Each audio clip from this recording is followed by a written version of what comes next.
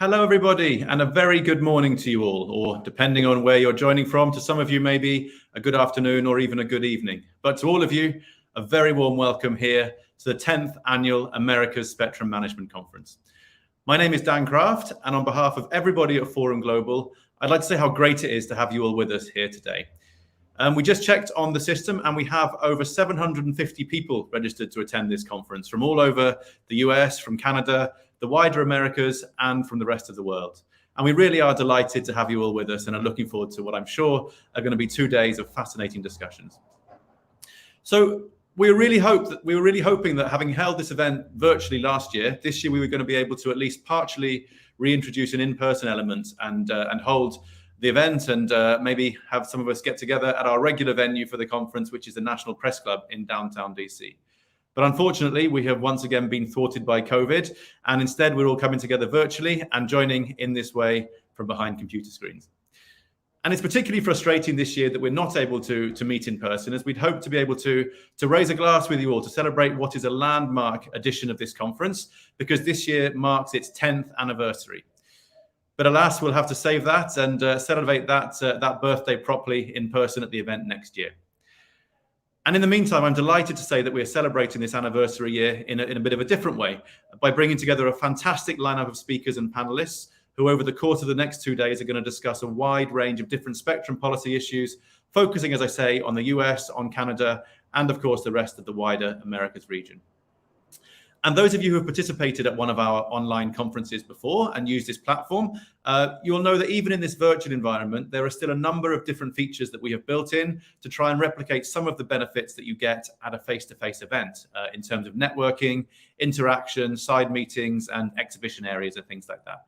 And we do invite you to please take advantage of all of these opportunities to get involved as much as possible in all of the various sessions that we have and in the other areas of the platform. There is a video available in the reception area of the platform, which will be a demo on how those different interactive areas work. So please do have a look at that if you haven't joined us at one of these events before. A couple of things in particular I did want to mention at this early stage, however. First of all, I wanted to introduce the on-demand area. So this is being used for the first time at this event this year. So the on-demand area you can access using the menu bar on the left-hand side of your screen, and you'll find this alongside our exhibition area. And when you access the area there, you will find 7 different showcase sessions, which are hosted by some of our partner organizations, which go into a lot more detail on some of the issues that we're covering in the main plenary sessions at the event. There really are some excellent discussions and some pretty detailed information in those, so I really do urge you to check those out. They're going to be live for the duration of the 2 days of the event. And I will be talking a little bit more about those in a second when I run through our agenda for today. And secondly, I wanted to mention to you the chat area on the right-hand side of your screen. We invite you to use this to please post any comments or questions that you may have for our speakers or our panelists in each of the sessions. These will be passed over to our moderators and put to the speakers and panelists in each session. So please do get involved and make sure you're making your voice heard.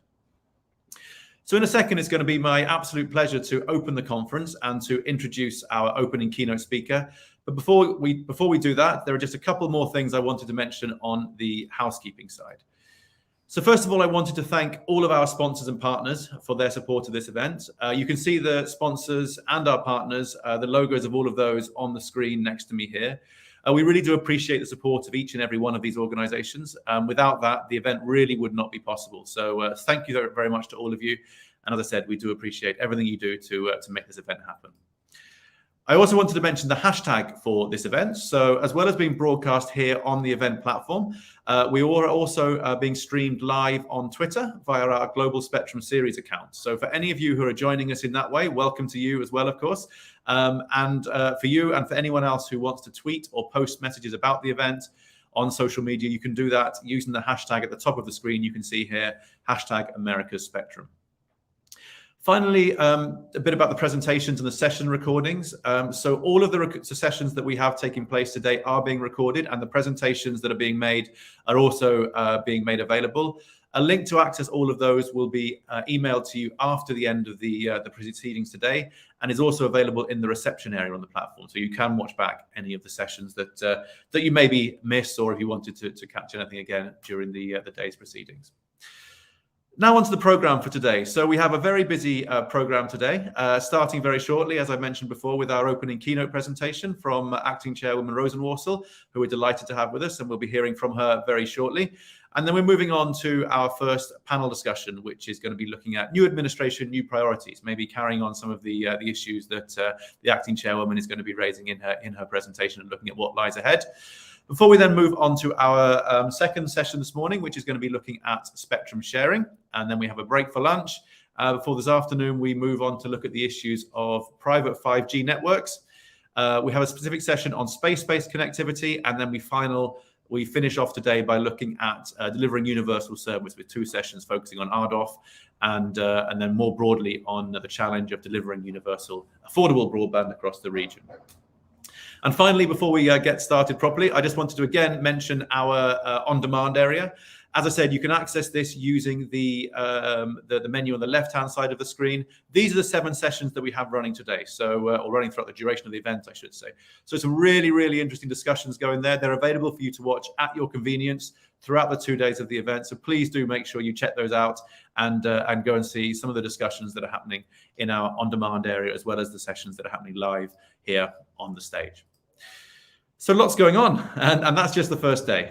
So we better get started. And to kick things off, it's my great honor to now welcome to the stage our keynote speaker for the conference, and somebody who needs very little introduction at all from me, I should say.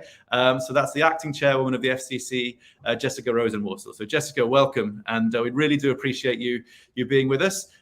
There's obviously a lot going on at the FCC at the moment, and really looking forward to hearing more from you on some of your priorities and some of the plans that you have going forward. So thank you again for being with us. We're delighted to have you here. And with that, the floor is yours.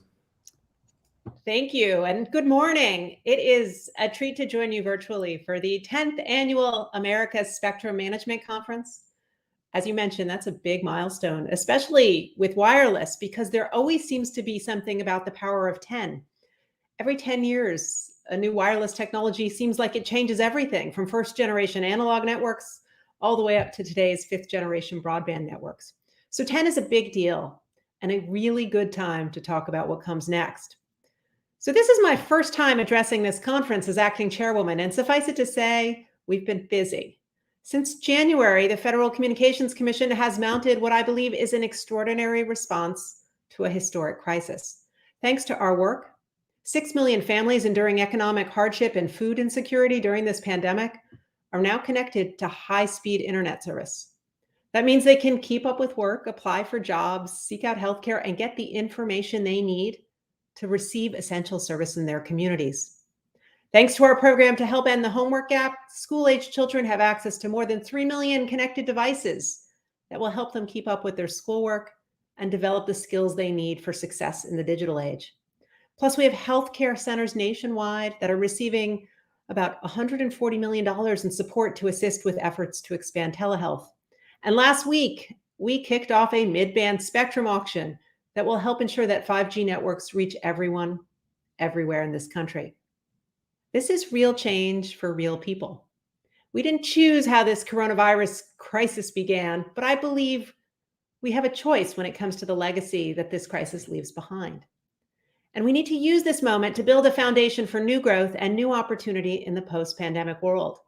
For this foundation, we need to build a wireless economy that can create jobs, promote fair competition, and advance both prosperity and equality. And as part of this effort, I believe we need to do 2 things: reinvigorate the momentum towards 5G, and pave the way for 6G and beyond. So let me take each of these in turn. We'll start with reinvigorating the momentum toward 5G. Now, it might be hard to believe, but 5G networks already are celebrating their second anniversary in the United States. And we've come a long way in short time, but there's more work to do, more focus to bring, more deployment to come. Because in the United States, the reality remains that most of the country has yet to experience everything that 5G has to offer them. You know, the out there innovations it can deliver are still a ways off because so many of them are not about connectivity delivered via phones. Because 5G is an essential part of unlocking technologies that we've been talking about and slowly developing for years. The Internet of Things, telemedicine, virtual and augmented reality, and smart transportation networks, smart energy grids, and I can go on. And this in turn will drive the future of industry and expand the potential for machine learning and the possibilities of artificial intelligence. Now, at the FCC, we are focusing on 5 principles for delivering 5G that is fast, secure, resilient, and most importantly, available everywhere in the country. First and foremost, we are freeing up more spectrum, and especially mid-band spectrum for 5G. Last week, we kicked off an auction of 100 megahertz of prime mid-band spectrum in the 3.45 to 3.55 gigahertz band. This auction is important for more reasons than just the mid-band spectrum it will make available. For starters, it will demonstrate the future viability of coordination zones that require private carriers to depend on other federal actors for information or access. Plus, it will be a bellwether for where we take our spectrum efforts from here after the C-band auction finished as the most expensive auction in our history. Now, on that front, I should note we've granted more than 5,600 licenses in the C-band so we can transition these airwaves to flexible use by the end of the year. We've also granted more than 270 licenses in the 2.5 gigahertz band to address tribal connectivity needs, and we're tackling the complexities involved in auctioning the remaining spectrum in this band.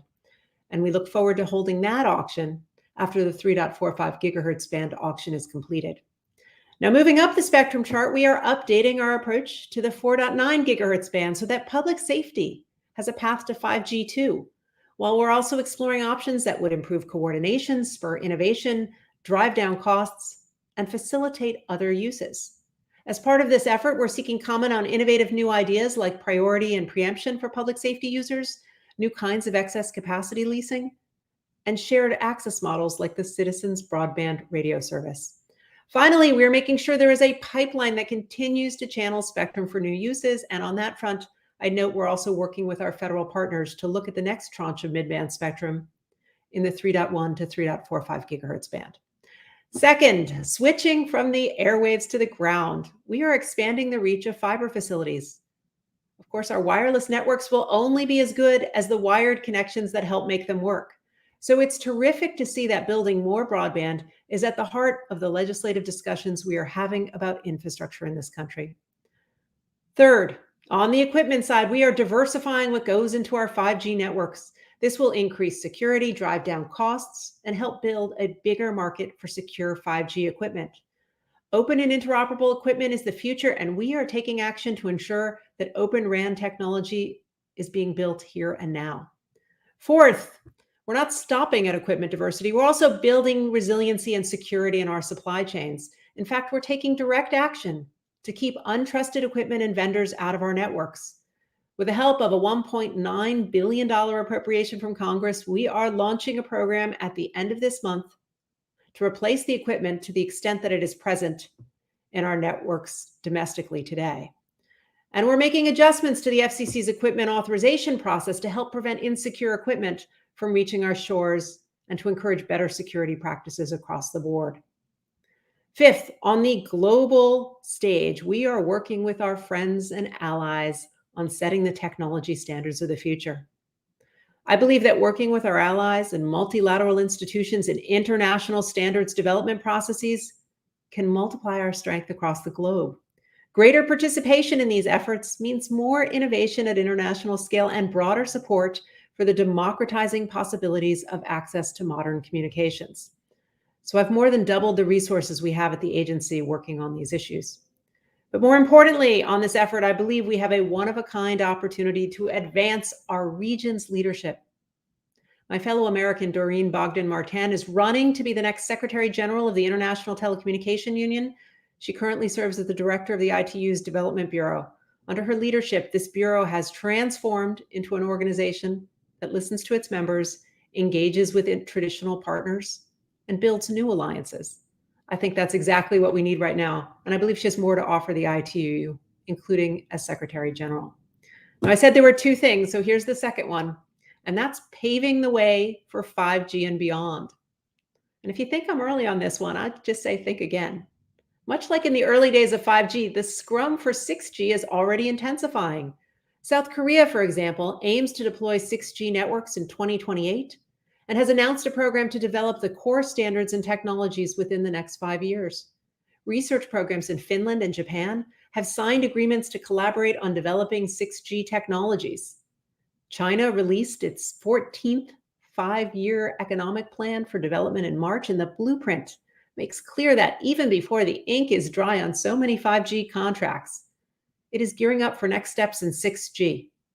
Many other countries, including in Europe, have launched projects, programs, and alliances to shape this next generation of wireless technology. Now, of course, you could say on good authority that no one knows yet what 6G will entail, and you'd be right. But I don't think that's the point, no matter how much fun it might be to guess. Nor is the point to blindly throw ourselves into an undefined race to this technology standard. Rather, the point is that if we've learned anything from our experience in rolling out 5G, it's that wireless policy is really important for our economic and national security. Yet in many ways, when it came to those earliest days in 5G, there were signals that needed our attention. From the need for mid-band spectrum, to the vulnerabilities of supply chains, to the changing dynamics of global standards development. So let's learn from what came before. Let's acknowledge here and now that it is time to start thinking seriously about how we can better position ourselves for success with 6G. After all, in the age of ever faster technical development, maintaining our leadership in high priority emerging technology requires careful planning and execution. So how do we do that? Well, I propose we take a page from the 2019 National Defense Authorization Bill. Stay with me here, because it set up a Project Solarium on cybersecurity. And if you're not familiar with it, the Cyber Solarium was a bipartisan commission set up to evaluate competing strategies for protecting America's vital interests in cyberspace. When explaining its purpose, Senator Angus King, one of its sponsors, acknowledged that in order to determine where we go next in cybersecurity, we must be clear-eyed about what is not working. And so the Solarium was established to come up with a strategy on how best to organize the government, increase coordination between agencies, and leverage the best talent to tackle the problem of cybersecurity. The effort resulted in more than 80 recommendations on how to overhaul the nation's approach to cybersecurity. 25 of them have been signed into law, and dozens more are on track to be implemented. Thanks to the Solarium, America's cyber defenses are much more coordinated and pulling in the same direction toward clear, consistent goals. I think what's good for cybersecurity is also good for 6G. What we need now is new thinking, broader consensus, and more early focus than we had for 5G. We need a process for prioritizing and executing on spectrum objectives, and for developing strategies to align the ends, ways, and means for 6G. In other words, we need a 6G Solarium that brings together government, business, the nonprofit sector, and the rest of civil society and the public to chart a new course. That way we can pursue policymaking that works and ensure our continued wireless leadership far into the future. So let me offer an early contribution to this cause. In July, I announced that the FCC would reestablish its Technological Advisory Council. This time, however, we would charge the council with looking beyond 5G and conceptualizing 6G to help set the stage for our leadership. By refocusing the TAC in this way, the FCC will be able to stay on top of new developments and ensure that the nation can turn the latest scientific research into viable communications technologies that will help power our future. Now, I know you've already got enough 5G issues to work through these next 2 days, and here I am right in the morning getting started with 6G. But in the wireless industry, it is always a good idea to keep an eye on the issues over the horizon. So let's keep pushing to realize the full potential of 5G. And while we're doing that, let's take the lessons of the past few years to put us on a smart course for the next generation of wireless technology. And I think if we do that, the next 10 years of mobile innovation can be even greater than what we saw in the past. And that would be pretty incredible. Thank you, and have a terrific conference. Jessica, thank you so much for that. And I think I started I introduced you by saying that you have a lot going on at the FCC. And I think with that presentation, I think that definitely backs it up. So that's a fantastic amount that you got through. But I think that's so useful. I really do appreciate you being with us to give us that overview of everything that you're doing there. And it's fantastic, some of the initiatives that you've got going on. And I'm sure a lot of those issues are going to be some of the ones which come up throughout the rest of the sessions in the event. So thank you so much for being with us. I know how busy you are, so I know you do have to leave us now and don't have time to stay for questions, but we really do appreciate you joining us today and opening our conference in that way. So thank you once again very much. Thank you very much. Bye. Well, that's a great way to kick things off. And as I said, I'm sure that the acting chairwoman there has covered a lot of the issues that we're going to be looking at in a lot more detail in some of the sessions that are now going to be following. And our first session is almost directly going to be looking at some of these the focuses that Jessica, I'm sure, has outlined there by looking at new administration, new priorities, where are we at, and taking stock of where we're at and where we're going to be going from here. So to tell us more about that, I would like to now welcome to the stage our moderator for this panel, and that's Scott Walston from the Technology Policy Institute. Scott, welcome. Really looking forward to this panel now and maybe covering off some of those issues that we've just heard from the acting chairwoman in a bit more detail. So without further ado, I will pass over to you and looking forward to it. Actually, before I go, just one thing to actually remind everyone, which I'm sure you're going to do as well, is just to remind everyone again to please add your questions and comments in the chat on the right-hand side of your screen. And Scott will be bringing those over to you so you can put those to our panelists shortly. So now I will pass over to you, Scott. So thank you. Over to you. Great. Thank you, Dan. Thank you and Forum Global for inviting me here and for putting on what is sure to be a fantastic conference. Our panel this morning is titled New Administration, New Priorities. Where are we currently and what lies ahead? So a little bit of possible prognostication of what's going on, what the administration will be up to. So it's a bit of a strange time, I'd say, in U.S. wireless and spectrum policy. Exciting things are happening, as the chairwoman said. We've got 5G steadily rolling out. The 3.45 gigahertz spectrum auction is underway right now with round 12 set to kick off in a little over half an hour. But there are, of course, also things to worry about. The Biden administration has not named a permanent FCC chair, and Chairwoman Rosenworcel has only a few months left to serve unless the president takes some action. Similarly, NTIA is also operating only with an acting, not permanent leader. The infrastructure bill has the potential to be a boon for wireless, but without permanent telecom leadership, it may be easier for wireless to get left on the sidelines. I think we all understand that the administration has a lot on its plate: the pandemic, the debt ceiling, the infrastructure bill, the Build Back Better Act, and more. Even so, it leaves a lot of question marks around telecommunications and broadband, particularly spectrum and wireless policy. We're going to talk about the administration's priorities during this session and how the current state of affairs, what it means for spectrum policy in the US and elsewhere. We've got a great panel here today. The panelists need no introduction, but all deserve long introductions. In the interest of time, I'm just going to tell you their names and their current titles and encourage anyone who doesn't know these folks, and you should, to read their bios.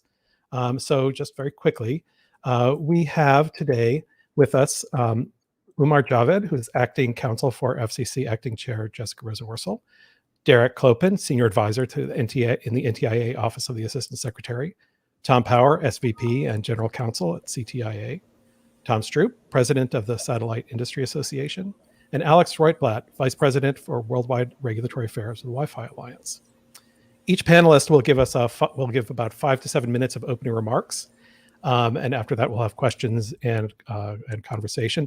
In the audience, you all can ask questions at any time, type them in, and we'll try to work them in as they come in or where they best fit in the conversation. So start asking your questions as soon as you have them. And with that, I will hand it over to Umair to kick us off.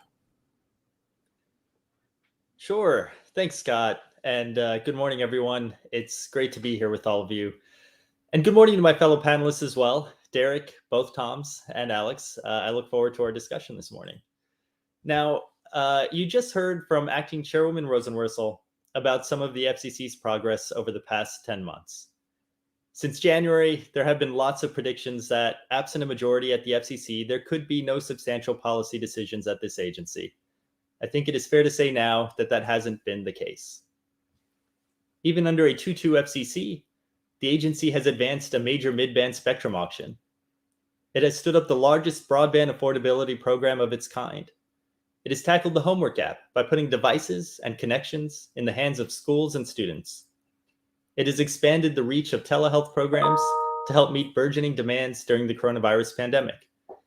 And that's not all. The FCC also is collecting more granular mapping data that will yield an improved picture about the state of competition in various markets. It has launched new initiatives on national security and consumer protection. It is pursuing an aggressive enforcement agenda, spanning robocalls and consumer privacy. And it is clearing the way for new investment in space. But as you heard the acting chairwoman say this morning, this is just the start. Now, this being a Spectrum conference, I'll spend the next couple of minutes on what we see at the FCC as the wireless landscape in the United States and the priorities that we need to balance to ensure our continued wireless leadership going forward. To start, I'll note that there are still great uncertainties surrounding this new world of wireless. Speaking for myself, given all the attention on Spectrum and the prices that get paid for it, I'm always taken aback by how much uncertainty and even disagreement there is about how much spectrum is needed to satisfy demand, or even how much is currently in use. Now, these are hard questions to answer. There are a lot of variables involved when estimating spectrum requirements like this. But what we can say is that the demand for spectrum continues to explode. Now, I could offer numbers, but I'm willing to bet that everyone here has seen that in their own phone bills as their data usage creeps higher and higher with each passing year. I know that's true in my house. We can also say that there is already a dizzying landscape of spectrum seekers who all depend on access to this resource for a wide variety of use cases. And we know that this community is just going to grow in the coming years. And finally, we can say that we are on the cusp of new technologies. And these technologies are going to disrupt at an exponential pace the ways we live, communicate, govern, and work. And while questions remain about this IoT and AI-driven future, we know that wireless spectrum is playing a bigger and bigger role in this revolution. And it's one that's going to demand ubiquitous, permanent, and high-speed connectivity. So against this backdrop, one thing is clear. As Chairwoman Rosenworcel likes to say, we can't keep doing things the same way we've been doing them for years. And that includes how we repurpose spectrum. The idea that we can continue to identify one band of spectrum and ask if it can be repurposed for a new use. As the demands on our airwaves grow, we know that this is getting harder and harder, and that there are fewer opportunities available to us. So Acting Chairwoman Rosenworcel has embraced the idea that we need a more comprehensive answer to this question. One that doesn't just use every tool in the toolbox, but that includes new tools as well. And we need to embrace the idea that no single entity can meet this challenge alone. So we need a whole of government approach, and we need better planning to get this done. One that is open to commercial innovation and opportunity. And to do this, she has long said that we need to update our spectrum playbooks for 5G. We need to advance a different way to construct spectrum policy, one that draws on America's own culture of consultation, economic openness, and rule of law as a model. So the FCC is embracing this in all of the priorities you heard about from the acting chairwoman today, whether it is freeing spectrum, expanding broadband, diversifying networks, securing communications, leading internationally, or paving the way for what comes next. And I'll stop there, but I look forward to unpacking these things in the discussion with my other panelists. Thanks, Scott. Great, thank you, Omer. Next, we'll turn to Derek. Thank you, Scott. Appreciate it. I really am grateful for the opportunity to join everyone today, and I thank Forum Global for the invitation. This event is always one of the true spectrum-related highlights of the year, and congratulations on 10 years. Absolutely. I'm thrilled to kick off NTIA's participation in the conference, which will continue with Charles Cooper later today and continue with NTIA Acting Administrator Evelyn Romali speaking tomorrow. As most, if not all of you know, NTIA plays a key role in developing national strategies and policies to best use our spectrum resources. We manage the use of spectrum by federal users, and as the expert executive branch agency advised the White House on spectrum policy. NTIA partners closely with the FCC, our co-US spectrum regulator, and with other federal agencies in implementing policy and promoting the use of spectrum for the public good. NTIA also houses the Institute for Telecommunication Sciences, or ITS, located in Boulder, Colorado. ITS, the nation's spectrum and communications lab, advances innovation and communications technologies, informs spectrum and communications policy for the benefit of all stakeholders, and investigates our nation's most pressing telecommunications challenges through research. Now, this is a great panel and a great topic. NTIA is committed to our work to realize the Biden administration's vision. As Secretary of Commerce Gina Raimondo recently remarked at NTIA's Spectrum Policy Symposium, for a whole of government spectrum strategy to achieve our nation's objectives for economic growth, technological innovation, and eliminating the digital divide. And this vision really reflects that spectrum decisions and actions and the technologies that they implicate have a direct link with numerous priorities of the administration: broadband deployment, availability, and affordability for all Americans, which includes 3 broadband grant programs NTIA has stood up that combined will invest about $1.5 billion to get high-speed, affordable internet to unserved communities across the country. And there's significant additional funding proposed in pending infrastructure legislation. Digital inclusion, 21st century, secure infrastructure, deployment of 5G and beyond technologies. Excited to hear the acting chairwoman speak of 6G, competition, innovation, climate security, and that list goes on. And this is because the uses of spectrum are so numerous and diverse that they touch just about every aspect of our commercial and personal lives, as I think we all know well attending this conference. And the pandemic has only put a spotlight on the importance of wireless technologies if we think about teleworking, telemedicine, remote schooling, and so on. Moreover, wireless networks are a key factor in how we recover economically. So we need to continue to explore the ways we can use spectrum to advance U.S. competitiveness and innovation while maintaining federal access for both current and future uses. And as Secretary Raimondo indicated, it takes a whole of government approach centered on collaboration. So results of this kind of collaboration are very evident when you look at the success stories we've had with U.S. spectrum policy and enabling and supporting commercial innovations from Wi-Fi to 5G to next generation satellite communications, as well as the wide array of spectrum dependent missions that federal agencies carry out, from national defense and homeland security to climate monitoring, protecting the national airspace, space exploration and observation, natural resource management, and many others. And I would also be remiss not to mention FirstNet as well, which is the National Public Safety Mobile Broadband Network for first responders. That is an independent entity within the Department of Commerce. So I honestly believe that the innovation that occurs in government spectrum use is often really underappreciated. A particular and critical issue, of course, is the success of collaboration that has led to commitment to advancing U.S. leadership in 5G. And in particular, I'll point to aggressive actions that will be discussed all conference to make additional spectrum available to support 5G, such that the U.S. now is not only the first to make the massive amounts of millimeter wave spectrum available, but now we're a leader in bringing mid-band spectrum to market, which of course is key because of the coverage and capacity attributes. The FCC auction we've heard about is currently underway. Will mean a contiguous 530 megahertz of licensed spectrum and 3 gigahertz alone. And we got this done quickly by being nimble in how we did it, demonstrating that when working together, the government can respond to pressing commercial demand.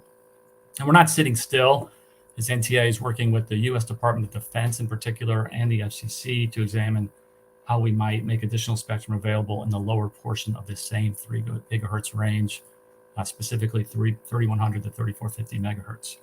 So with these efforts, the U.S. is on good footing with spectrum for 5G, and the spectrum work on 5G complements other work by NTIA, the administration, and the FCC, as we heard about, to ensure that 5G is secured and supplied by trustworthy vendors, that the commercial equipment ecosystem is as innovative and competitive as possible, including with Open RAN or O-RAN initiatives.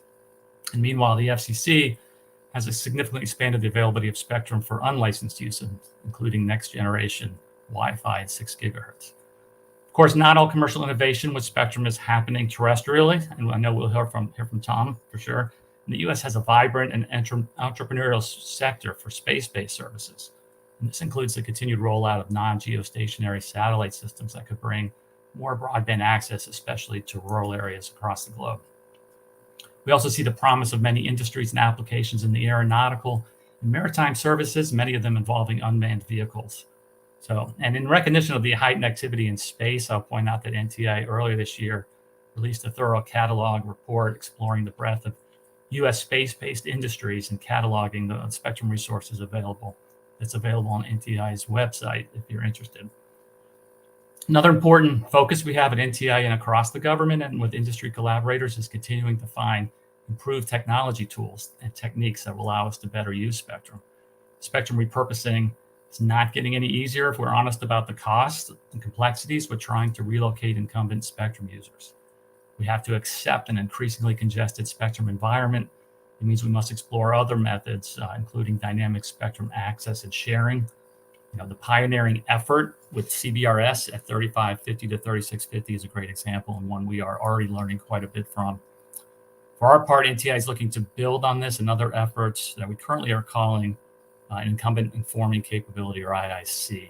IIC, if we get funding for it, would sharpen the focus on incumbents' actual use of spectrum across time and geography and provide federal agencies a common scalable platform to help facilitate spectrum sharing.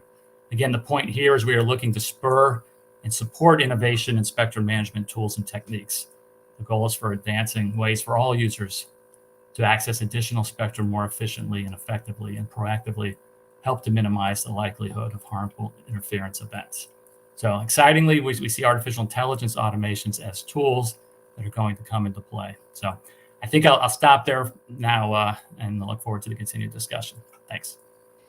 Thanks, Derek. Next up, the first of the Toms, Tom Power from CTIA. Tom. Thank you, Scott. Glad to be with you all. Thank you to my fellow members. Delighted to join you. And good morning and good afternoon and good evening to everyone tuning in. And congratulations to Forum Global on the 10th anniversary of this conference.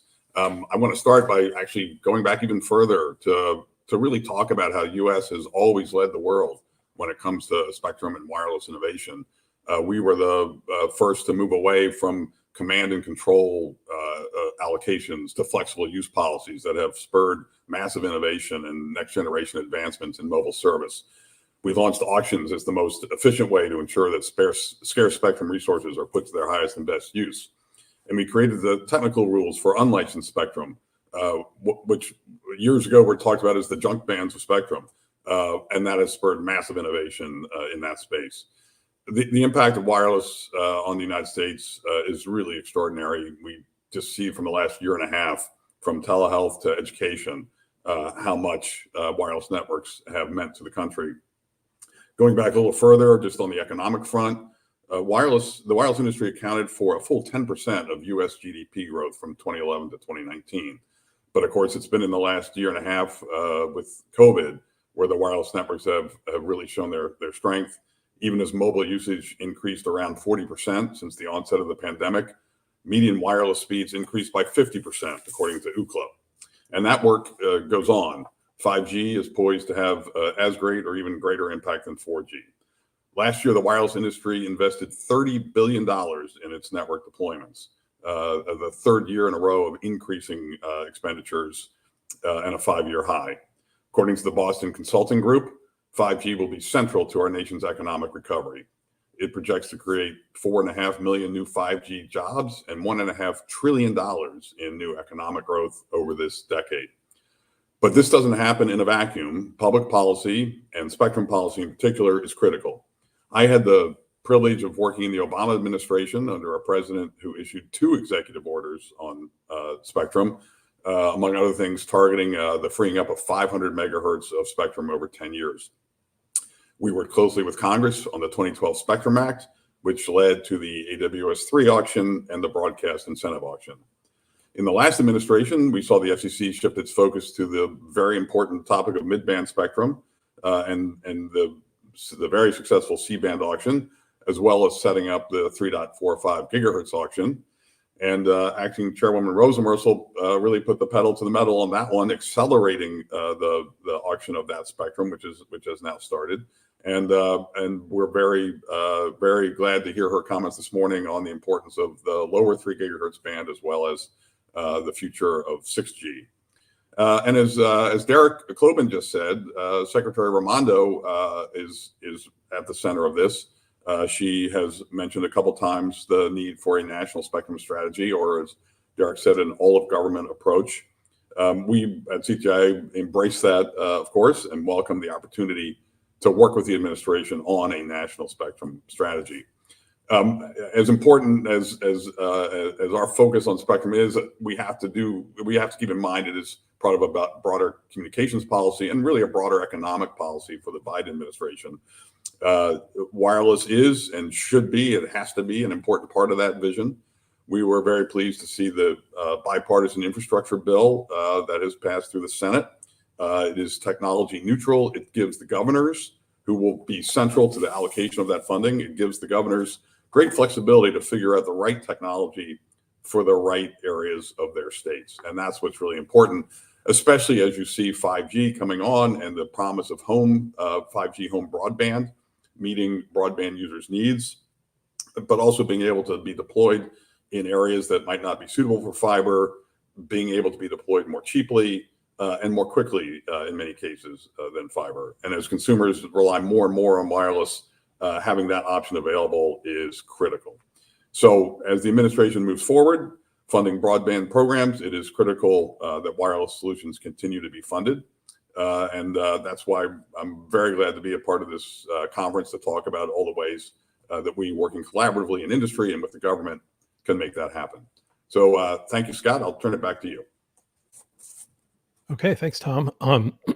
Next, our second Tom, Tom Stroop from SIA.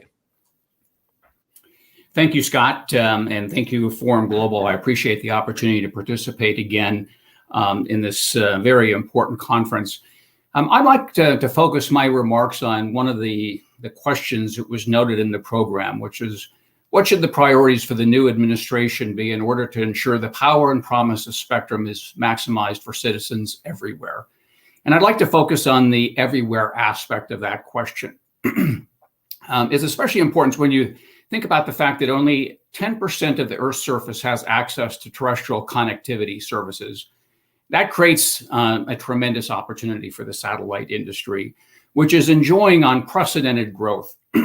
And that's true whether you look at the number of satellites, the amount of capacity, the frequency of launches, the investment, and then ultimately the services available to the public. For example, in 2010, there were 958 operational satellites. At the end of 2020, that was up to 3,371. And already this year, we've seen over 1,400 satellites launched. But it's not just the number of satellites, it's the capacity of them. Satellite manufacturing has been able to take advantages and advances in chip technology. And I actually saw an investor in the industry put this very, very succinctly. He noted that we've been able to take advantage of the cell phone wars. And shout out to Tom and your members for helping to drive many of the advances in miniaturization and chip technology. And our members have been able to take advantage of that, as well as building modular satellites and software-defined payloads. All of this leading to increased capacity. Every other year, SI compiles a report on capacity on space. And at the end of 2019, there were 4 terabits per second of capacity. And that was projected to grow to 30 terabits per second through planned by 2024. And those are both geo and non-geostationary systems. One of the unique aspects of the industry, of course, is the need for us to launch our assets into space. Reusable launch vehicles have led to a decrease in the cost of launch, as well as a significant increase in the number of launches. But all of this, of course, is driving some of the unprecedented investment in the industry. A few years ago, I noted, I think it was in 2017, that there had been more investment in the industry, early stage investment in the industry in the prior 15 years combined. That has continued. And in the last just over 12 months, we've seen 12 SPAC deals in the industry, resulting in $5.1 billion in funding. So, of course, the importance of all of this for our discussion today is the services that are provided to the industry, to the members of the public. And of course, broadband is one of the fastest growing sectors of our industry. The advances that I've talked about have provided the ability to deliver faster speeds and more capacity.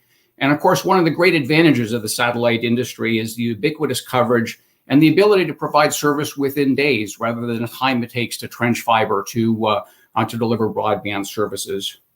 Another area is mobility. And when we think of mobility in the satellite industry, we're typically thinking of aircraft and the maritime industry, areas that can only be served by satellite high-speed capacity systems. And then an interesting development that we've seen recently is a couple companies that are providing, or they're going through the testing phases right now of direct satellite to handset connectivity, which of course will provide the opportunity to greatly expand the coverage of mobile systems. And then the final area that I want to mention is remote sensing. It's a tremendous number of advances in terms of sensors. The first is the optical area, not only the ability to refresh data multiple times a day. We also have the ability to do RF monitoring from space. And then a final area that is of significant importance to the administration is climate change. And over 50% of the data that is used to measure climate change can only be gathered through space. So all of these services require spectrum. I appreciate your time today, and I look forward to our discussion with my fellow panelists. Scott, back to you. Thanks, Tom. Last but not least, Alex Reitblatt from the Wi-Fi Alliance. Thank you, Scott. It's great to join you and the distinguished panelists, albeit virtually. Availability of broadband across America is a priority for this administration, as it is an integral part of the Build Back Better initiative. Although this priority is not new, let's face it, it's been part of the Commission's mandate for at least the last 25 years under the '96 Telecom Act. The implementation policies evolve in line with innovation in technology. By now, there is a general acceptance that the universal broadband entails two distinct components: delivery and distribution. The first component, delivering the connectivity, has been and remains the focus of policy efforts focused on enabling a variety of connectivity solutions, either by fiber or wireless or mobile or satellite. But the second component, the distribution of connectivity, is relatively novel for policy considerations. Not that long ago, connectivity distribution was simply not a factor because most Americans relied on one or two devices that often were tethered to either a phone jack, a modem, or a data port. Today, an average American owns between 8 to 10 devices that by and large rely on local wireless connectivity. In other words, in closing the digital divide, it's no longer just about connecting a school building or a hospital or a home, but it's also about ensuring that this broadband connection is actually available to every student, every medical professional, every patient, every resident, and so on. The COVID pandemic really brought the connectivity distribution challenges to light. In this pandemic, we have seen how essential Wi-Fi connectivity is to teleworking, remote learning, homeschooling, entertainment, online commerce, and so much more. And let's not forget the extraordinary role Wi-Fi networks played and continue to play in delivering the majority of the cellular traffic through offload. Over the last year, we have seen a marked increase in the number of active wireless devices per household, and an increase in volume of traffic, and an increase in demand for localized connectivity. So it's not surprising, but troubling that their same statistics indicate that over 60% of American consumers experience issues with their Wi-Fi connections on a daily basis. Many of these connectivity issues are grounded in a lack of spectrum capacity or bandwidth that is necessary to support multi-client environments, either in a home, hospital, school, restaurants, airport, and many other venues. Thankfully, the Commission anticipated and acted promptly to address this problem. Last year, unanimous decision to open the 6 gigahertz band was transformative to Wi-Fi technology. And this decision exemplifies the US leadership on spectrum policy. In the last 18 months since the decision, over 50 countries have followed FCC's lead on the 6 gigahertz. Such level of international harmonization in such a short period of time is unprecedented and underscores the significance of this decision. Importantly, however, in recognizing the benefits and values of Wi-Fi in the 6 gigahertz band, other countries are moving beyond the FCC decision by enabling highly portable, very low power devices in the 6 gigahertz band. Policymakers around the world recognize that these devices are the next step in connectivity, essential for enabling IoT or the development of wearable ecosystem that will support use cases in telemedicine, security, entertainment, tracking, navigation, and many other fields. In fact, regulators in Europe, South Korea, Canada, Brazil, and other countries already have decided to allow very low power operations in the 6 gigahertz band, while in US, the proceeding remains open. Clearly, now is not the time for US to hold back on enabling technological innovation and give up on leadership in spectrum policy. Maintaining the momentum on 6 gigahertz is and should remain a top priority. Thank you all, and back to you, Scott. All right, thank you. Thank you, Alex. So we're going to go to some questions now, but let me follow up a little bit on some of the comments that you all made. Umair and Tom Power both, I'm sorry, and Tom Straub both talked about spectrum repurposing a bit. And Umair, you said that we need a more comprehensive answer. And so I'm wondering, if you could just elaborate on this. Essentially, what are we not doing today that we should be thinking about? And for Tom, I'm wondering how SIA feels about spectrum repurposing today. C-band was controversial for SIA, and there's still a lot of spectrum in the C-band for satellite use that we now know how valuable it is to others, and possibly gives other SIA members who use the C-band another way to monetize their spectrum. And so I wonder how they think about that going forward. So maybe Umair, we could start with you.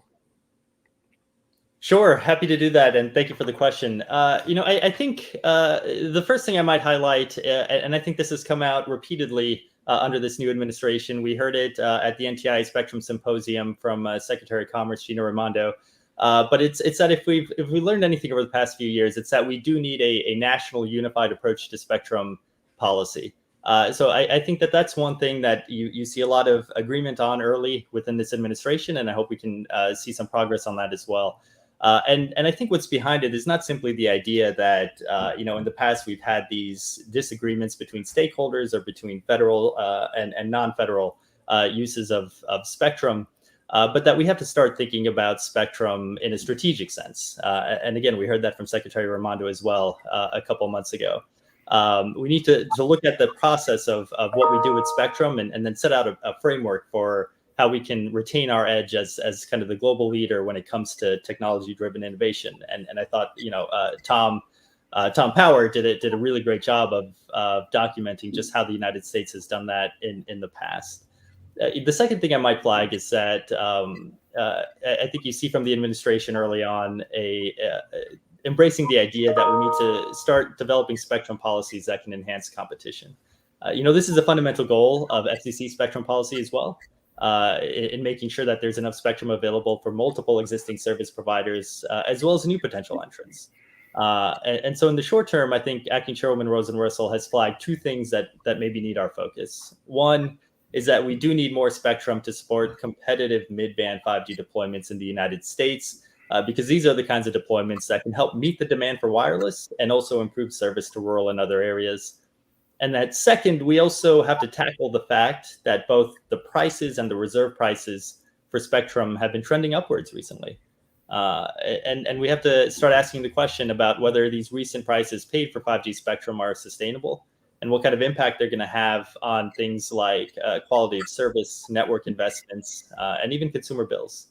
So I think those are a couple areas where we're looking to bring some focus. Okay, Tom. Well, I think that the C-band showed that the industry was willing to help identify opportunities to repurpose spectrum by taking advantage of compression technologies. But as we've seen, it's been quite complex. And it's interesting, a few years ago when I had joined SIA, a policymaker had noted that the reputation for the satellite industry has been, no, we won't share. And I'd like to point to that and the Spectrum Frontiers proceeding, where we had actually initiated discussions with members of the wireless industry on how we might be able to share. But we've been able, we've seen some of the challenges. A lot of times the devil is in the details, and we're still dealing with some of the challenges of sharing. We've shared on a long-time basis with members of the industry, satellite company to satellite company, but also with terrestrial providers, fixed terrestrial providers. And again, it's a lot easier to share where you know the location of the co-users of the spectrum. But I think that the C-band showed that there's an opportunity, but again, I think it was probably a unique opportunity because of the advantages in compression technology. I'm not sure that there are a lot of other comparable kinds of frequency bands that the satellite industry is using. And again, I talked about many of the different growth areas of the industry. I mean, with the growth in broadband, IoT, other services, it's not like we're sitting on a bunch of bands that can easily be repurposed for other purposes. Derek, you have some thoughts on this? Sure. No, I appreciate it, and great discussion. And I'm excited that we keep hearing reference to Secretary Raimondo and the chairwoman talk about this whole government approach. And I think it's resonating. Certainly, that exemplifies it. How ultimately some of these strategic points or strategy gets memorialized or communicated, I think remains to be determined. But I think one of the realities that we're executing on key facets today, I think, as we move forward on spectrum actions, both at NTI and FCC, and not waiting around for that. So obviously we talked about the auction commencing, the work on lower 3 gigahertz that we're starting. And I think, coming back to looking at automating some of the spectrum management, for us, that's a real key. I think when we look at building on CBRS and this IIC concept we're talking about is how do we take spectrum sharing to that next level? So I think you have policy decisions, you have technology decisions, and I think we can, we're all kind of wrapped up in, I think, in a daily basis on a lot of that. I mean, at the end of the day, a strategy, if it's going to be effective, is going to be aimed at, how to be the best steward we can of this public resource. And to me, this means continuing to make it increasingly available for as much use as possible. So I think we continue down that road for sure. A couple of thoughts at our symposium. Charles Cooper, who's the NTIA Associate Administrator for Spectrum, laid out a couple of his thoughts, and I thought they were pretty good to bring up again too. I mean, first, that when we talk about the spectrum policies and strategies and plans, we need to think both in terms of federal and non-federal operations and equities, and take into account the full range of radio services and applications, and that's complex. And that, to me, though, means that the stakeholders involved here are extremely diverse, and it's a lot of work to do. We need to benefit all Americans with our actions. So this again ties in, I think, to a lot of the administration's objectives on digital inclusion and on broadband, and not only where they live, and also as consumers, as taxpayers, and beneficiaries of government services as well too. And then finally, I think we need to think about how we sort of incentivize and harness the massive powers of the U.S. Technological capabilities and entrepreneurship to bring that into our spectrum ecosystem as well. And then key for this administration too is that all these policy decisions are going to work best when we anchor them in sound science and engineering, and that's complex, and that does add a little time to the equation too. But at the end of the day, that we really want the science to drive a lot of these answers. Thanks. Alex, you also have some thoughts on this.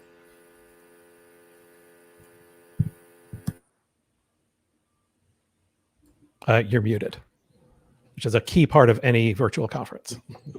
Yes, the challenges.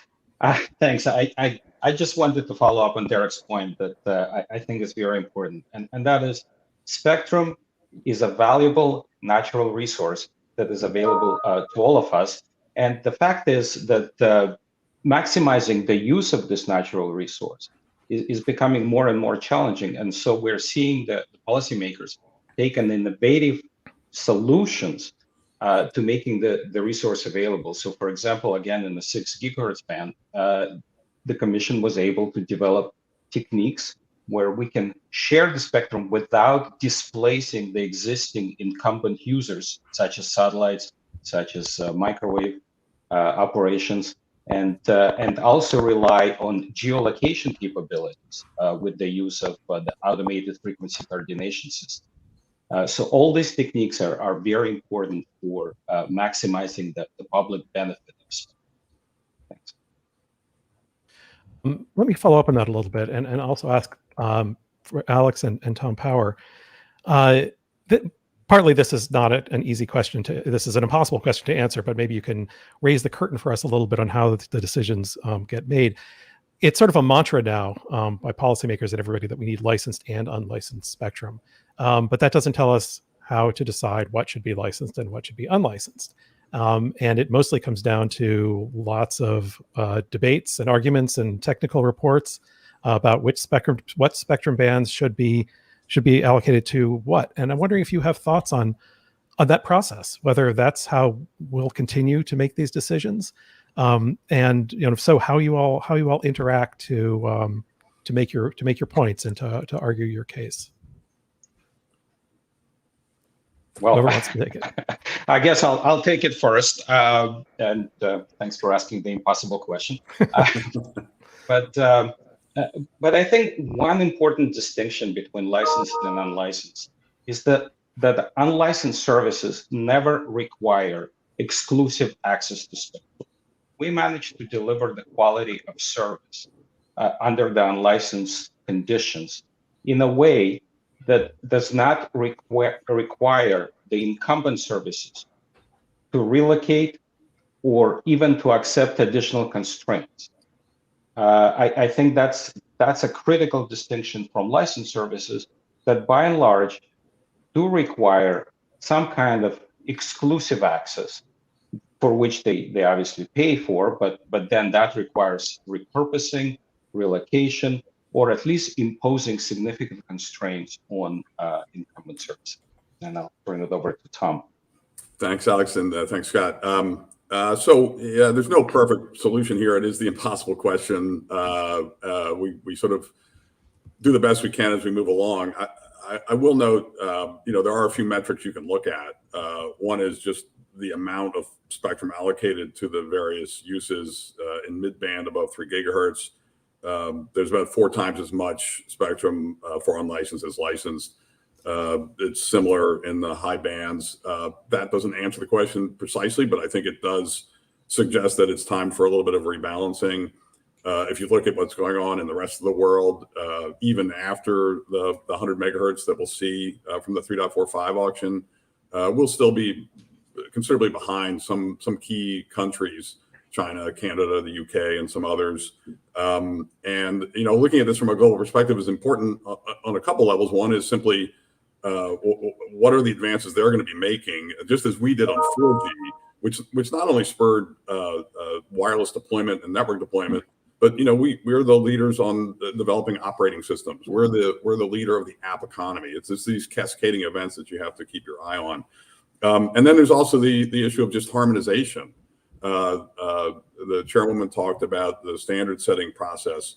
We see between 3.3 to 4.2 gigahertz.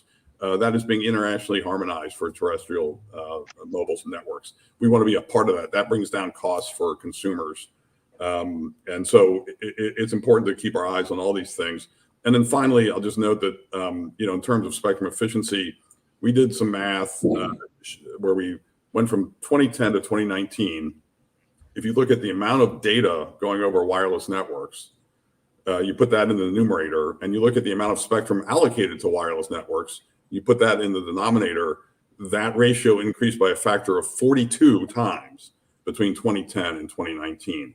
So I think when you combine all these together, and then just look at the history of innovation and investment and job creation from the wireless licensed industry, we need to be putting our thumb a little bit more, at least in the short term, on licensed midband, and that's why very excited about the 3.45 auction, and great to hear some of the comments today from our government friends on progress we're making below 3.45. And so, Umar, you get to be referee in these situations, or at least you and your colleagues do. Tell us what you think. Sure. Well, first, let me just say, agree with everything both Alex and Tom said. I think they both set up the contours of that debate very nicely.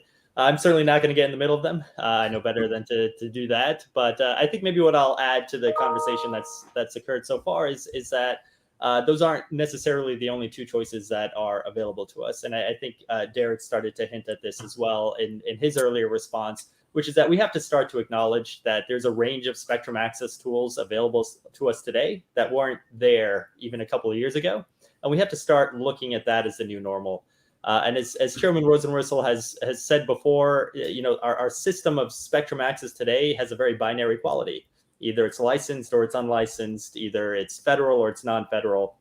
But this kind of duality, it's not the result of physics or technical constraints. A lot of it's a set of policy choices, and they're choices that can create scarcity when there are other choices that maybe can create abundance. And a good example of this is recently we've experimented with newer models like the Citizens Broadband Radio Service that start to move beyond just the kind of looking at this in that binary way. And so I'll just add that to the discussion, that there are additional tools and choices available to us. Umar, I don't want to put words in your mouth, unless they're really great. But are you implying or saying that we really need, sort of an official national, like a national spectrum plan, like we had a national broadband plan? So I think what we need is just better planning overall and a unified approach. So what format that takes, what vehicle that takes, I won't necessarily weigh in on that question. But I think, and we're seeing this already. The reality is that agencies like the FCC, the NTIA, and the DoD, they have a very long history of working very well together in service of the American people, and they've accomplished a lot. There are a lot of very complicated proceedings that I think have gone very well. There have been times when that hasn't been the case. There have been times when I think over the past few years, we've seen that our spectrum policies sometimes undermine each other, sometimes conflict with each other. And I think there needs to be focus and attention brought on addressing that. But whether what the vehicle is, I'm somewhat agnostic to that. We have questions coming in, and please keep sending them. But before we go to them, I think we have to talk about the elephant in the room, which is the administration's sort of lack of action on appointments.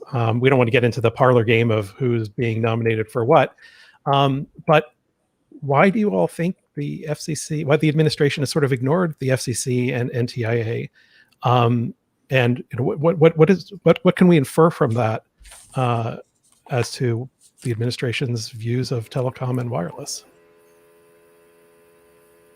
Yeah, Derek. Yeah, no, thank you. And I know that that's a bit of a tough question, but I think I'd reject the premise. First of all, I think that that FCC and NTIA have been ignored by the administration. And, as I noted in my initial remarks, NTIA is the principal advisor to the president on information and communications technology. I could tell you, rest assured, we are not being ignored by the White House for sure. NTIA, we communicate, coordinate with the components of the executive office of the president literally on a daily basis, something multiple times a day. So I think, and this is not just to be self-serving, but it's fair to say, I think that perhaps, there's less public attention or comments by the White House. Just may mean satisfaction with, the massive amount of work that FCC and NTIA are doing, right? So again, I'm not going to, chime in on on their plans for permanent appointments for sure. But, I think there's, as we talked about today and we've heard, there's a lot on our agendas and plates and a lot of good work being done. Scott, if I could just play off of that, I'd just say, the lack of nominations is puzzling to everyone. But, as Derek said, there's so much work going on. And we're so fortunate at NTIA to have, some pros like Derek and Evelyn and Charles Cooper running the Spectrum shop over there. And of course, at the FCC, Chairwoman Rosenworcel and all the commissioners, Umair and his counterparts, and the whole staff over there at both agencies have really been getting a lot done under extraordinary circumstances. I'll also say, if you look at the bipartisan infrastructure bill, there was this, I think, very reasoned, wise approach that says, let's lay all the options open in terms of funding and give governors the flexibility they need to solve the access problems in their states, which reveals, I think, an understanding of the importance of wireless, which I think will lead to that kind of spectrum strategy coming together in the coming months. The White House has a lot on its plate right now, but we also know that a year from now, less than a year, the FCC's auction authority expires. So I think in some ways this will be somewhat self-effectuating and will fix itself. And to have folks like Chairman Rosenworcel and Secretary Raimondo making the comments that they're making gives me some assurance we're gonna come out of this okay. And focusing on that comprehensive strategy, the folks on this panel will have our debates and skirmishes, but I think we all agree on the need for that comprehensive strategy, and I think we'll see it. Did you say that you think allocating more authority to the states shows how they value wireless? I don't quite follow that. No, simply the idea that they allowed for flexibility in terms of recognizing wireless as being a necessary component of this, where fiber will be too expensive or too time consuming to rely on. Okay. I'm sorry, Umair, did you want to say something? I thought you... I think Derek and Tom hit that perfectly. I agree with everything they said. I think it's notable that both the FCC and the NTIA have been picked to play critical roles in the administration's plans to make really historic investments in broadband infrastructure to connect everyone to high-speed internet. They've also been tasked with important roles in implementing the executive order on promoting competition. So I think real progress is being made on all fronts. We heard that from Chairman Rosenworcel as well at the FCC. So I think I disagree with the idea that the agencies have been ignored. I think there's a lot being done. Right. I mean, and I guess to some extent, ignoring the FCC, the FCC is supposed to be independent from the administration. So, maybe that's a compliment. I don't know. But it's, I mean, the FCC seems to have gotten short shrift in the infrastructure bill, for example, right? I mean, most of the authorities, it's going to the states and the NTIA, and we aren't doing reverse auctions, even though the FCC is the world leader in those kinds of things. Do you think the administration, I mean, does that suggest that they're putting less weight even on what the FCC can do? I don't think so. I think a couple things, Scott, and one that you said. One, the FCC certainly is an independent agency, and we have a long history of tackling issues like the digital divide and doing it with the tools that are already available to us. Those tools, they stay, right? We still have them going forward. And so I think the FCC is still going to have a very important role to play on all of these issues. And I think the administration recognizes that as well. One more question on this line. How does this affect the U.S. on the world stage? I mean, Chairwoman Rosenworcel talked about 6G and talks beginning on standards and so on. Do we have the right leadership in place to be part of those negotiations, or are we being left out? I think we do. I think on the world stage, the country is engaging the world. It's building alliances. It's participating in the standards bodies and in the International Telecommunication Union.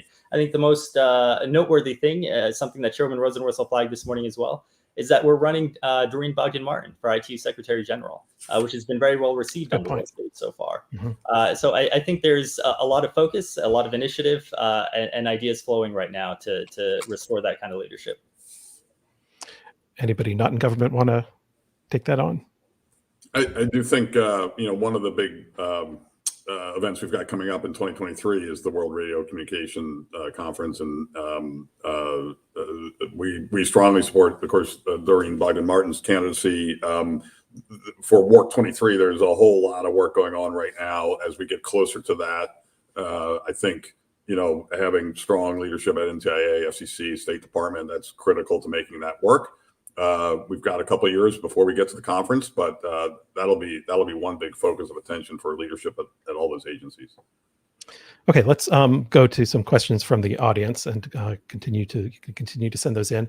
So the first question, with the decision to award 6 gigahertz band on an unlicensed basis, a big opportunity to provide much needed additional mid-band capacity for 5G has been lost. What other options exist to meet future demands in the key mid-band frequencies? I'm going to repeat myself here, but obviously the focus on the lower 3 gigahertz has been really important, and we're not always, DoD has so many important things going on, and they're so busy, but we understand there's progress being made there, and we've heard the chairwoman talk about the importance of that band, and as I said earlier, with the benefits of harmonization internationally. And putting together that swath of spectrum going as low as 3.1 up to 4 gigahertz will be really important. So that is the first priority. You heard the chairwoman talk about 2.5 gigahertz election coming up, and there's more to look at even further up, 7 and 8 gigahertz. But I think for right now, great strides can be made if we can figure out a way to free up as much as possible below 3.45. Alex, you've got to have a response to even the premise of that question. I was just agreeing with Tom and everything he said, but also to point out that I completely disagree with the fact that any opportunity has been lost. In fact, Wi-Fi and local area networks in general play an integral role in delivering the 5G capability.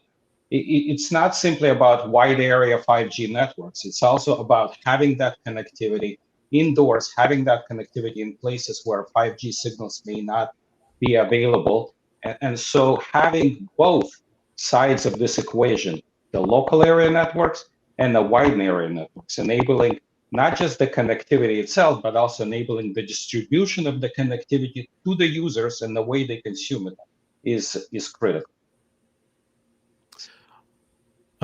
Anybody else want to comment on that before we move on? Okay. I'll agree with everything they said. I think, starting with Alex, I think our decision, the 60 gigahertz band, was the right one. It was a little while ago, and I'm pretty sure it was Alex, but he said an analogy that really stuck with me for a while, which was that, as fiber, cable, and mobile, as they all move to gigabit speeds, the Wi-Fi router is really becoming the bottleneck to getting faster speeds in the home. And so addressing that problem, I think, is a very important thing to do. And the 6 gigahertz place was the right place to do it. With respect to, at the same time, Chairwoman Rosenworcel has certainly put out there that we do need to pivot to finding more mid-band spectrum in the United States. And last week, we kicked off the auction of the 3.45 gigahertz band. We recently closed the comment cycle in 2.5 gigahertz. We've got a proceeding now started on the 4.9 gigahertz band, which is looking at opportunities to preserve that for public safety, but also open up opportunities for other uses. We're looking at the 3.1 and the 3.45 gigahertz band with our colleagues at NTIA.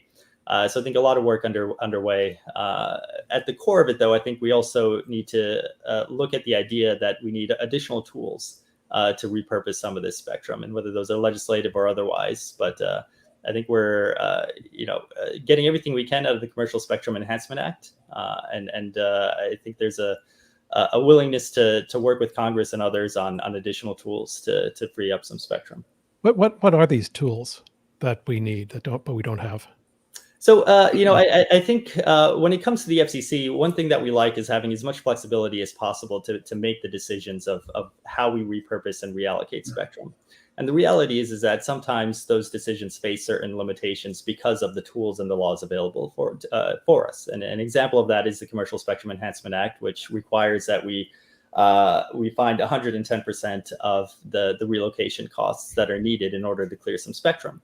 And the reality of that is that in order to hit that, in a lot of times, what we're talking about is auctioning spectrum to large mobile providers in order to hit the high relocation costs that come with a lot of these bands. So I think, one thing that we can start looking at is are there other ways to incentivize the return of federal spectrum and reallocating it for commercial use? Are there other ways to develop models that can have spectrum reallocation be used as pay-fors in Congress, so we're solving that problem as well? But I think those are some areas that require additional thinking. Okay, next question. ask the panelists to elaborate on security issues that have been faced in practice with 5G and how those are being tackled. I guess there are, two perspectives. I mean, not perspectives, but the two. So, the industry has to deal with it, and then there's government policy too. So I don't know who'd like to start that. I would say, if you look at the standards development process all around 5G, it really has been probably the first, certainly the best example of security being built in from the ground up. And there are a number of features of 5G that really build that in from an end-to-end perspective. I would have to defer to some of my engineering colleagues to really dig into the details there. But and look, the bad guys are always going to try to stay a step ahead, and it's a game of whack-a-mole. But it is got to be a focus for industry and government because of, as we become a more and more connected world, the vulnerabilities are too potentially significant to obviously be overlooked. But there is a lot of focus on that in the development of these standards and in the implementation of the networks. Yeah, I think maybe building on that a little bit, Tom is actually absolutely right, which is that the standards process for 5G brought security to the forefront, and that is really important and a very good development.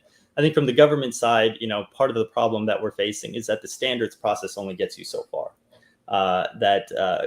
If you develop the standard, but you're not actually building the boxes, right, that you still could have a security risk. You could still have backdoors. You could still implement the standard and still have an issue with the security of whatever it is you're putting inside your networks. And so the question becomes, how do we address that additional risk vector? At the FCC, I think Chairwoman Rosenworcel is pursuing a three-pronged strategy on that question in order to get to a more secure and resilient communication supply chain. And the first part of that is excluding untrusted vendors from our networks. And so we've published a list of who they are. We've prohibited the use of our Universal Support Service funds to purchase their equipment. We have later this month, we'll be launching a program to replace that equipment wherever it does exist in our networks today. And we're looking at tightening up our equipment authorization processes so that this equipment doesn't make it into our markets in the first place. The second piece of that strategy is that we're moving fast to speed the way for trustworthy innovation. And this is really getting to how do you solve, addressing the insecure equipment. That's a symptom of the problem. The actual disease seems to be this idea that there isn't a secure market for 5G equipment. And so how do we change that? And one thing that we're looking at, and we're working very closely with NTIA and others on doing it, is how do we speed up the development and deployment, or at least support, create an opportunity for the development and deployment of open radio access network technology in the United States. The idea being that if we can diversify the equipment in our networks, we can increase security and have some other benefits as well, like lowering the costs of deployment. And the third part of that strategy, I think, is engaging in kind of a multifaceted effort across government to really look at all of the threats from our networks. And so one thing that Chairwoman Rosenworcel did early was rechartered the Communication Security, Reliability, and Interoperability Council, and she gave it a 5G focus. So I think these are all things we're doing at the FCC to address that problem. Hey, this is Derek. If I could chime into just to add to that, there are a number of initiatives, much like cybersecurity in general, across the government efforts, and just to point to a few others. National Strategy to Secure 5G, NTI very active in the implementation there. We work with our counterparts at NIST. And another significant player here in the administration is the Department of Homeland Security, and its CISA effort that has put out a lot of interesting information and good coordination going on with industry as well too. So again, a number of fronts across this, and the number one, we want industry to lead on security, but there is a significant federal interest here too. Thanks. And Scott, if I can add to that, I know the question was focused on 5G, and of course, to the extent that the satellite industry is participating in 5G, and the standards will of course be included. But Derek didn't mention the Defense Department, and I think it's worth highlighting that most companies in the satellite industry, if they're not already selling to the Defense Department, will seek to, and they have their own requirements. We have audit requirements, essentially ensuring that the supply chain is secure. And this is something that we've had to comply with for a number of years. It's not anything new. It's something certainly our members have to take very seriously not only because it's important for their own networks, but it's also a requirement for them to be able to sell to the Defense Department. Thank you. So actually, the point about supply chains is interesting. For the last couple of years, there's been a lot of focus on removing Huawei and ZTE and other Chinese equipment from networks. Is that still a focus, or do we feel like that process has made the networks more secure? Do we see results from that? Well, I'd say yes. It's absolutely still a focus, and it's not complete yet. And that's, I think, what Chairman Rosenworcel is doing. You know, we've banned them from benefiting from the Universal Service Program, but there's still Huawei and ZTE equipment that are in networks. So on October 27th of this month, we're going to launch that process to replace that equipment.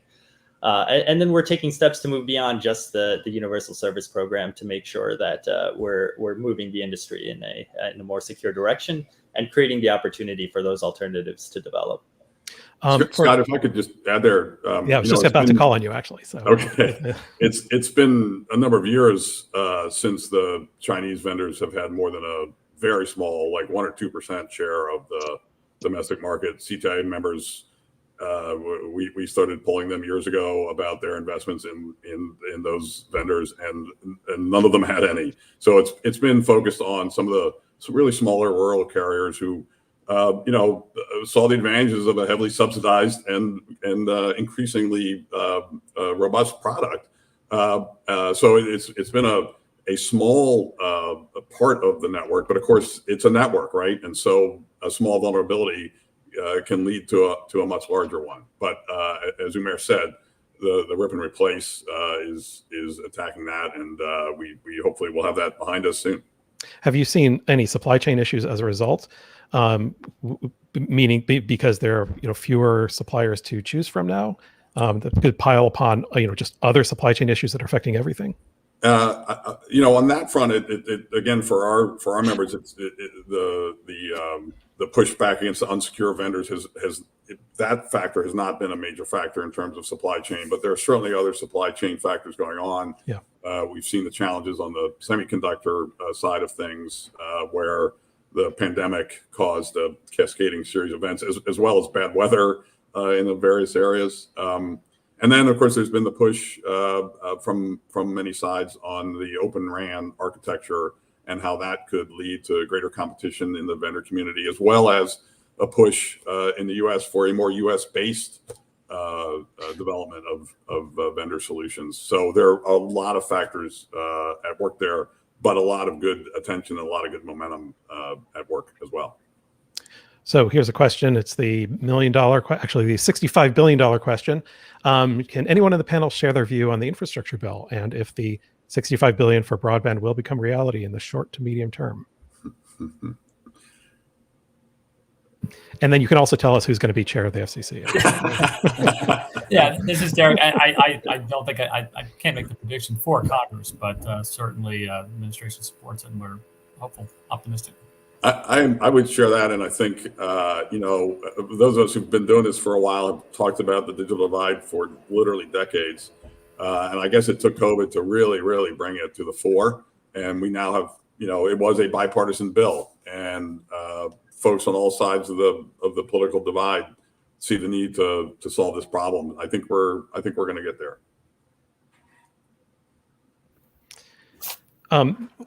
We're just about out of time. A question about RDOF. I know there's a session on RDOF later, so let's not talk about RDOF per se, but there are all these concerns about RDOF and the outcomes, and whether they're true or not. Do you think that's affected wireless, the prospects for wireless in the of being part of the $65 billion broadband package? And this may affect. This obviously also might be big for the satellite companies too.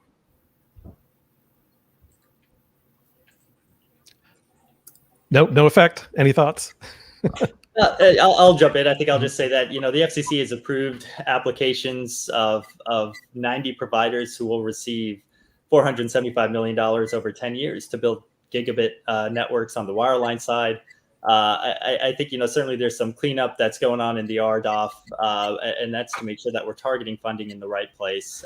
I think, a rising tide lifts all ships. So, I'll be interested to hear what others think, but I think that as we get more connections out there, it will only support the wireless side, not necessarily take away.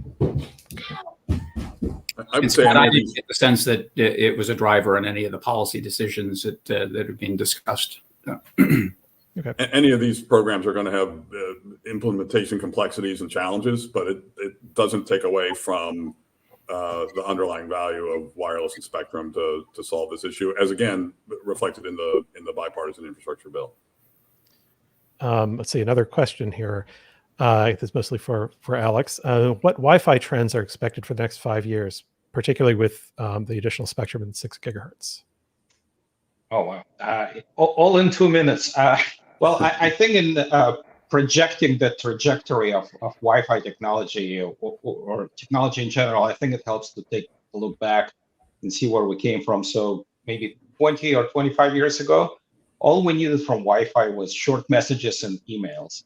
Now, of course, Wi-Fi is delivering the bulk of video connectivity, but the new applications that are coming online, such as virtual reality, industrial IoT, automotive, telepresence, immersive 3D, they all require lower latency and in fact, extremely low latency and high traffic densities. And so the Wi-Fi industry is developing the technologies. In fact, following the FCC decision, we implemented the latest generation of Wi-Fi, Wi-Fi 6E, that is delivering this kind of capabilities. And speaking of 6G, we're also on the Wi-Fi side. We're working on the next generation of Wi-Fi, which is Wi-Fi 7, which is anticipated in a couple of years to be available on the market. But again, the objective is to support much lower latencies, much higher traffic densities. One final question I wanted to follow up on. A couple of people talked about lessons, things we've learned already from CBRS. What have we learned? I mean, what do we know now that we didn't know a few years ago?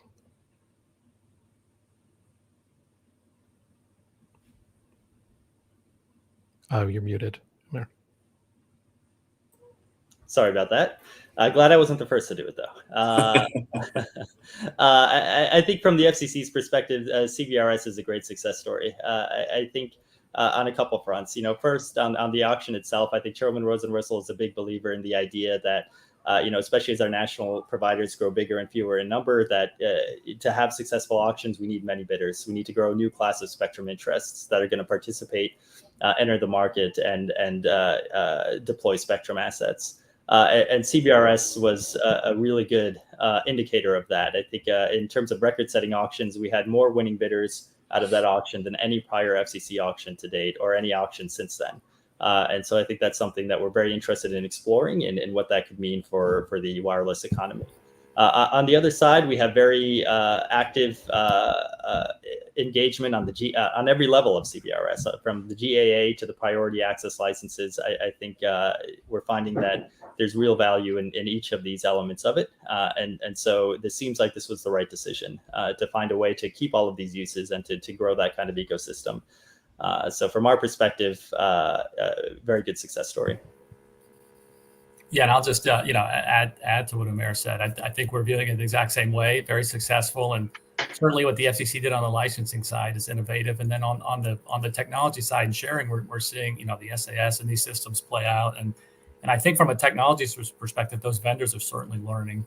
And I think we think about how we can whether it's the exact same technology or framework we use in other bands. I think we are learning from that. And I did talk about like the IIC, for example, as one thing we're looking at in terms of what worked, didn't work. We've had some different feedback, for example, on how sensors are working, the ESC component of CBRS. So we're looking at how, maybe like this incumbent informing idea is an alternative maybe to, sensors and some of the constraints you have around them. For example, if you put sensors out there, then you have to protect those from the cell signals and whatnot. So I think there's some different nuts and bolts things we're learning, as well as Umair said, just that I think that the bottom line is that this dynamic sharing approach has legs. One minute, Tom Power. What are your members thinking about CBRS? I just to put it in a much broader context, the first rule of CBRS is that DoD is protected, right? They're not sharing, right? They get absolute protection, and we talk about spectrum sharing, but I think underlying a lot of the comments today from every perspective is you need certainty. Whether you're protecting a military system or you're running a terrestrial network, Wi-Fi, satellite, you need certainty. And for our guys investing, trying to deliver the quality of service, you need certainty. And DoD says the same thing. So, when I first got into this game and we started talking about spectrum sharing, I didn't know what it meant. Now I realize it means everything, because every form of spectrum allocation, you are sharing a finite resource among multiple stakeholders. And so the details really matter. Because you need to have that level of certainty if you're going to produce the product that consumers want or that the military needs to do its important mission.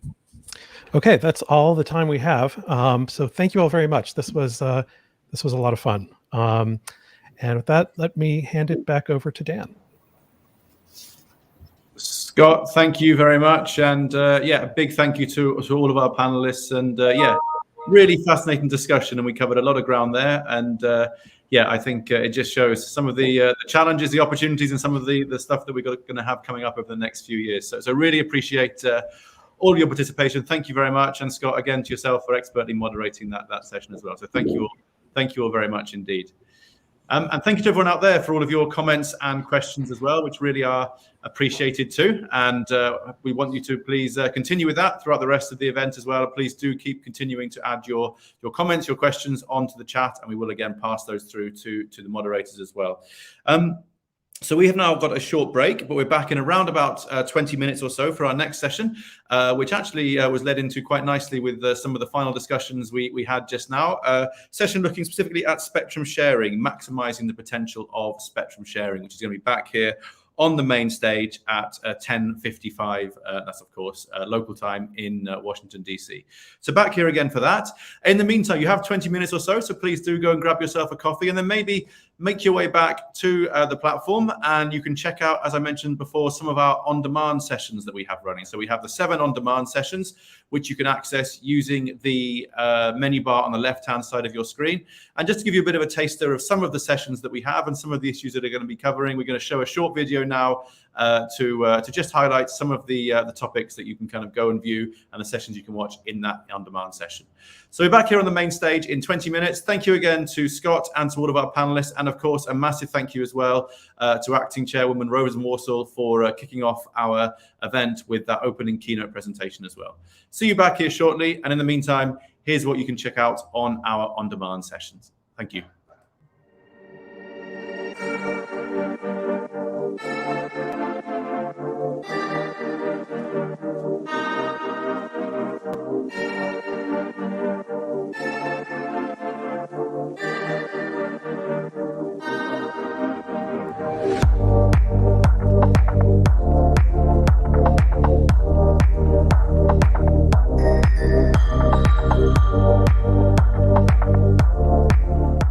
Hi, my name is Marta Suarez. I am the president of the Dynamic Spectrum Alliance, DSA, and I would like to invite you to attend our showcase about growing global footprint for 6 GHz license-exempt access.